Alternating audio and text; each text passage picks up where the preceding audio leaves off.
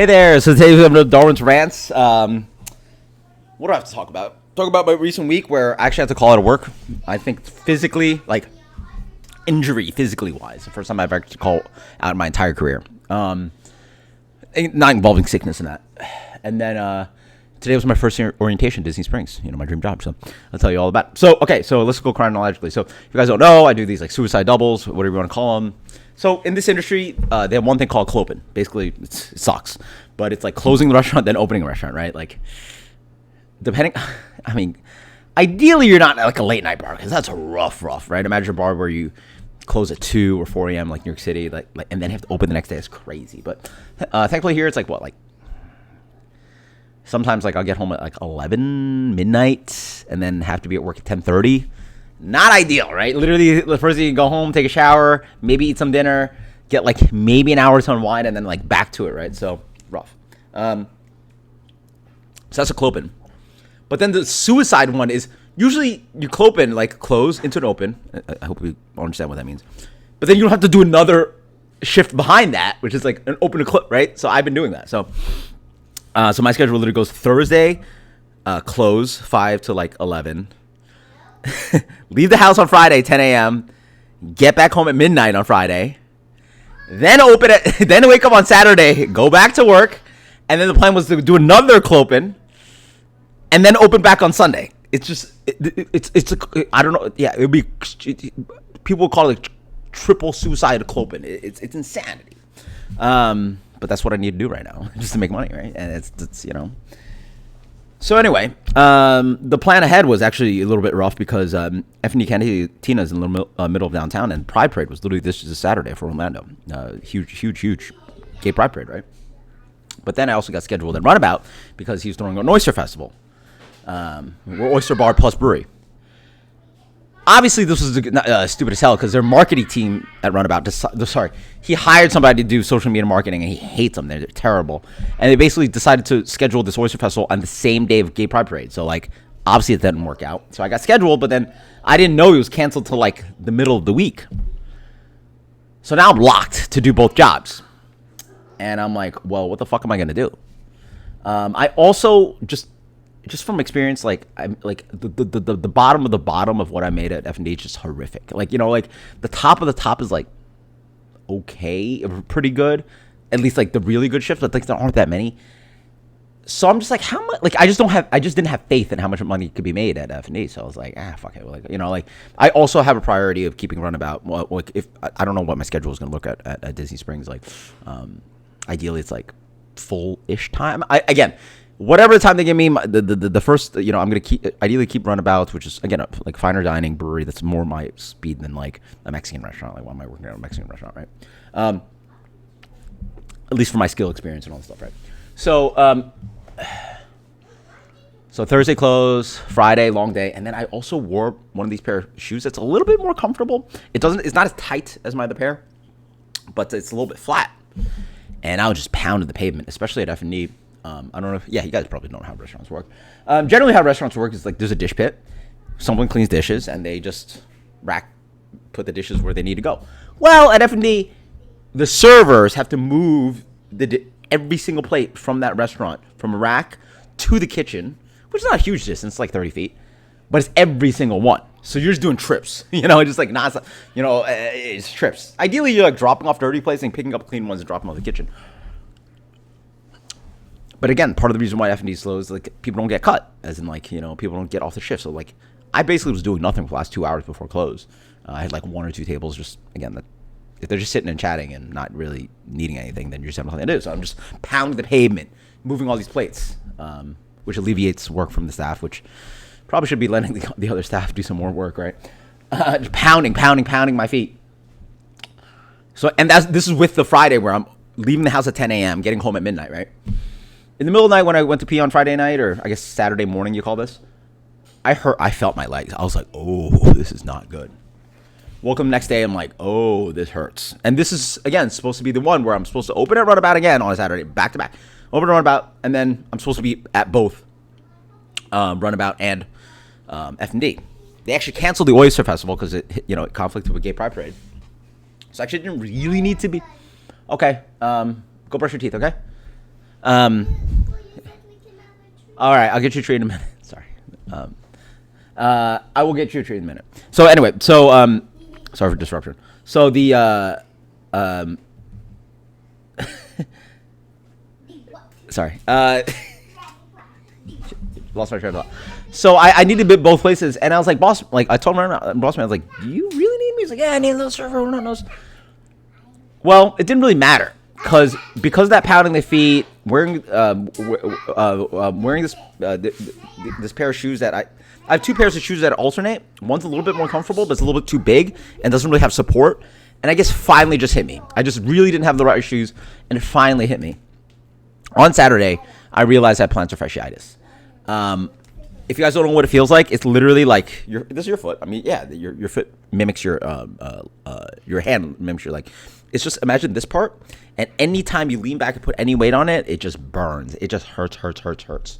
I thought it was my ankle. I thought like I sprained my ankle or something. No, it's plantar fasciitis. It's just a whole area, and it literally like you Google why it happens. It's like women for some reason, and then like just people that pound their feet. Like it makes sense. Like if you're gonna keep putting pressure on your feet without a good arch support on your foot, it's just bang, bang, bang, bang, and I was just limping. Like even the staff noticed it. I guess probably noticed it. I was limping.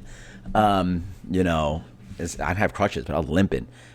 And by 3 o'clock, I was supposed to be at work at FMD at 5. At 3 p.m. I was like, listen, I already warned them. I already warned my manager and the staff. I was like, I probably won't be able to show up because I was expecting to go to this Oyster Festival or work this Oyster Festival. Oyster Festival didn't happen.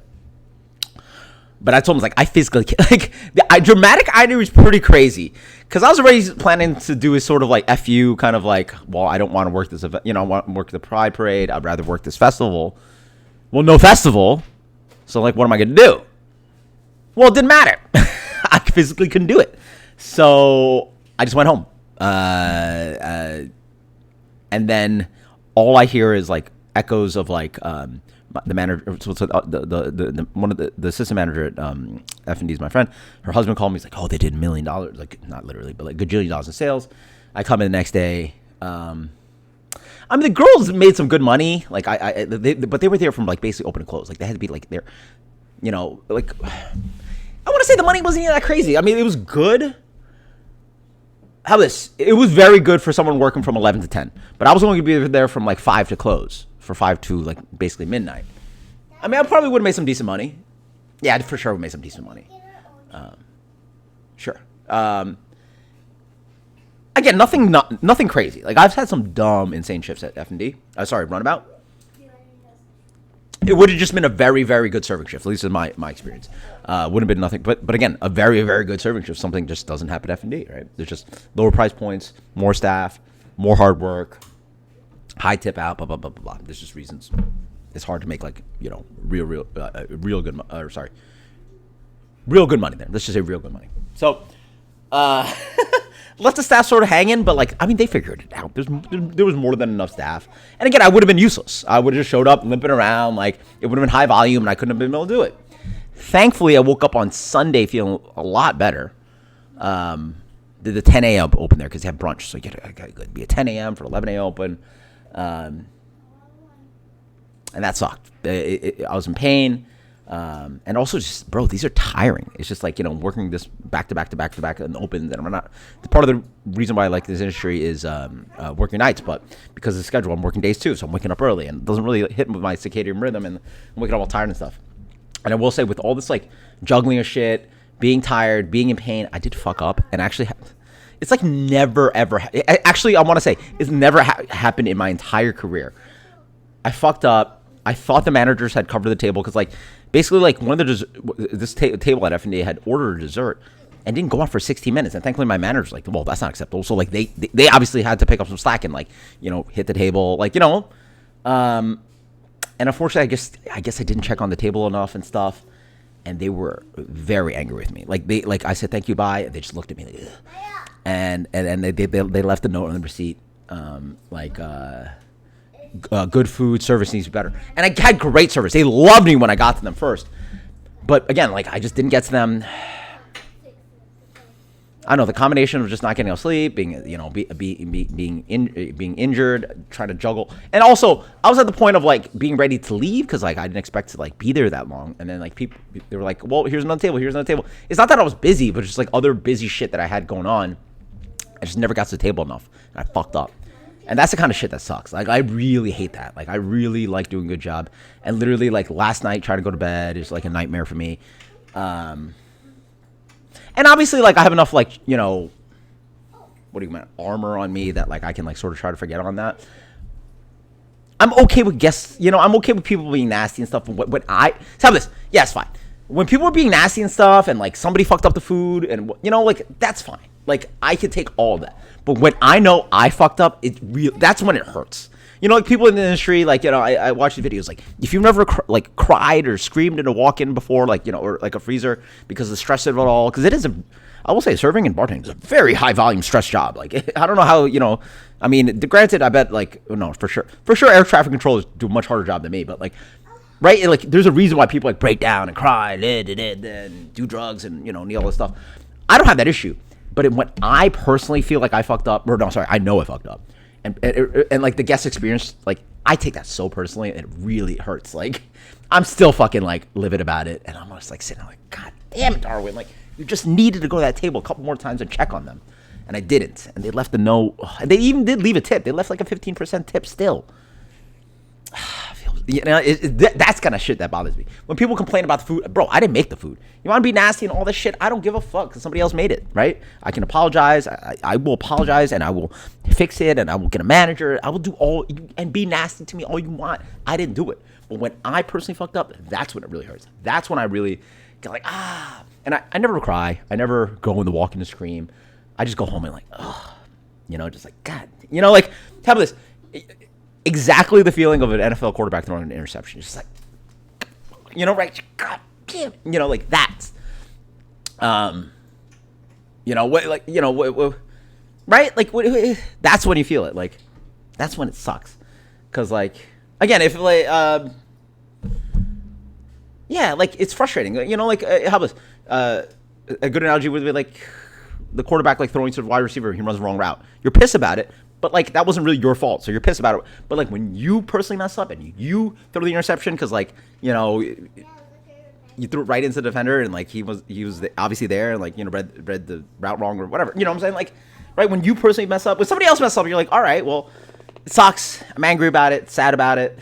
But, like, and the guest can complain on me all you want. But when I do it, like, I'm not very good about that. And especially when the management finds out that then they dig on me for, like, fucking up and shit, like, hate it. I do not like being someone that makes mistakes, that needs to be talked to, needs to be told to how to improve. Well, told to how to improve things, fine. But like messing up and then told how do you need to improve is rough. I don't like that. You know, I'd like to be the person that never has to be talked to, never has to be, hey, what can we do for you? Hey, can you help? Do you need help?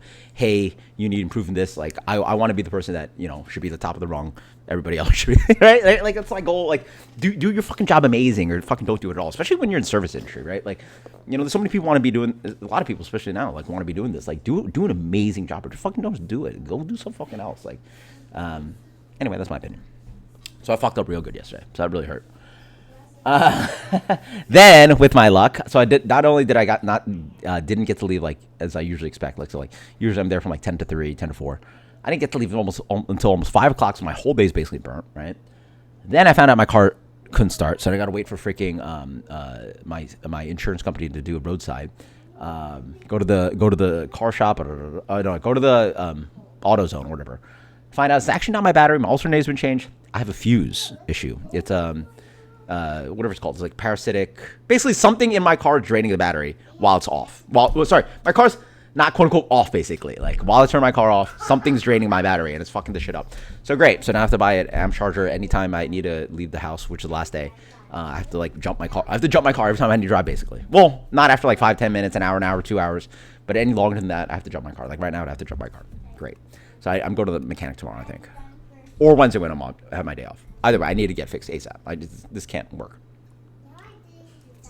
So today was orientation. Today's Monday.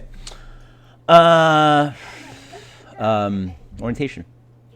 Had to drive all the way to Disney Springs, which is about like 25 miles from me, so a solid 30 minutes. But thankfully, like just straight highway, no real. Well, especially sorry, the orientation at 9:30, which is rush hour. It's like, bro, why would you schedule that time? It's a terrible time to schedule shit. So you got to drive. Thankfully, I have an express lane, but then a little bit of traffic in the mid, and got there completely on time. Actually, I will say. I go into the little tiny little restaurant. It's like downstairs. I got a bunch of people sitting in this tight little spot, and I just smashed a coffee right before I went to dropped off the girls. So I haven't used the bathroom in like, so I had to wake up, drop off the girls, then drive all the way down there. So I left the house like an hour and a half before I got there. I drank a coffee, and I hope you guys know what that means. I had to use the bathroom. So I just like see a bunch of people just run right past them. Bang, right in the bathroom. Thankfully, it wasn't a noisy one because that would be ridiculous. It's like not pitch black. I don't know what the word is, but it's like silent. You know, everyone just sitting there like quiet. It's literally like one person doing the orientation and like 9 people. It's a quiet little room. The bathroom's not even that far away. And literally, the first thing is to shoot to the bathroom. Because, like, so if you guys don't know Disney Springs, you have to park in a parking lot, then get into the property, then get into the restaurant. I had to look for it. Man, I ran to that bathroom. Woof. Thankfully, I evacuated. And then I finally got to sit down. And they're like, hey, you got to sign this shiny sheet. Like, I didn't get the chance to do that. Didn't even say hi. I just ran right past everybody and went to the bathroom. So that was fun. Because I was ready to, like, oh, no, if I don't find a bathroom now, there's going to be a problem. But anyway. Probably too much, a little TMI, too much information, but hey, orientation is completely useless. I plan on they scheduled us there from like 9:30 to like 2 p.m. or something, left at like noon. So like, what? I drove half an hour one way. So I drove an hour basically back and forth for a 2.5 hour nonsense orientation. Like, we signed a few forms. It wasn't even I-9s, like your W-2s or whatever. That stuff's already been done online. It was just like walk around the property. Here are the restaurants. But like, I'm only going to work at one of the restaurants, like whatever. But I got to look at some of the, and they're really nice restaurants, by the way. Like, they're nice. Like, one of them's like steampunk themed. One of them's like a Italian Smuggler's Cove, Italian speakeasy kind of to do. With a wine bar, and then one of them's got tons of Art Deco. Beautiful place. I think it's called the Edison. I think it's weird. It's like Italian food, but it's huge, just Americana Art Deco, and I love that. And it's so pretty in there. It's like gorgeous. I love Art Deco. Well, anyway, I like nice places. Like it high ceilings. Like we walked in that dining room, and they're just chit chatting, and you hear the echoes. Nobody's in the restaurant. Beautiful restaurant. Oh yeah. Yeah, what is that movie with the Leonardo DiCaprio? Like that kind of vibe. It has like Gate 1, Gate 2, Art Deco. Oh, not that. Whatever. This is cool. It's cool as fuck. And then Morimoto, where I'm going to be working, is also beautiful, gorgeous restaurant. Just gorgeous restaurant. Honestly, the most important part was just learning, like, hey, attendance. Like, this is how you can call out. So, like, a little bit of explanation of that was pretty good. It took like 20 minutes, half an hour. That was actually very easy. Like, this is how you schedule. You know, like. This is how you call out. Like, you got to let people know. Don't fuck up. Because, like, basically, like, it's a good rule. Like, if you need to call out, like, do it XYZ way. Otherwise, you're going to get fired. Right? Like, how do you avoid getting written up or fired? And so you got to do this. You got to do this. If you're sick, you got to do this. Right? Like, let's get on the same page with that. The other useful thing was sort of, like, basic shit. Like this is not even, by the way, these were multiple, it was 11 of us. It was multiple people were doing different things. One guy was in the kitchen. One guy's working at Epcot, which is not even Disney Springs. A couple of them were different restaurants in Disney Springs. But it's like, hey, this is how you deal with a guest. And they actually have a really good system where, I probably should regurgitate it. But basically, it's a whole system. And the fact is, they want these servers and bartenders to be empowered to take care of the guests. If something is fucked up, you apologize, you empathize with them. Like, hey, man, we fucked up. Really sorry about that. Well, you don't literally say that. You try to resolve the issue, right? It's like, all right, can I replace it? Can I get you something else? Can I, like, take it off your check? You then verify that, like, hey, like, are you satisfied? Because we did this XYZ for you, but, like, are you? Because, like, if we did this for them and they were still fucking angry, what's the point, right? Compare, and then the last they succeed, like, all right, we know we fucked up. Let's get you a dessert. Can we buy you this, right? Like, and then this is removed from chain of management, which is like every restaurant I've ever worked at. Pretty much, it's like go to the manager first before you get approved. You know, like they're pinching pennies and dimes. Like it's like, oh, get the manager to approve it. It's like, oh, let me get my manager. They don't even fucking want that. They're Disney. They're like, you make these decisions. You fix it up for the guest, and then we'll take care of it later. Need the manager, blah, blah, blah, blah, right? That's really cool. So that's one thing. So the useful. The other useful thing was like dress code. They're very strict on like tattoos and this and what you can wear. But like that's 2.5 hours. Like, bro, they could have ran through that in half an hour, 45 minutes.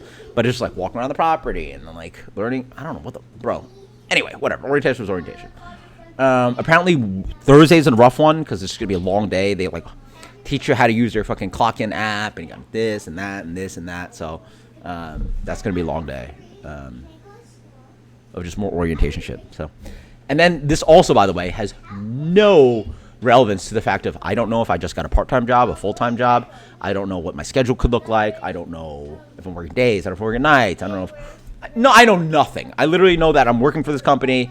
I've had one day of orientation, another day of orientation on Thursday to onboard me on some shit, and that's it. I don't even know if I'm starting next week. I don't know. So sorry. The only thing I know is that there's apparently 10 days of training, which is gonna be fucking expensive because like I can't afford not making tips for 10 days, which is almost 2 weeks. But what am I gonna do?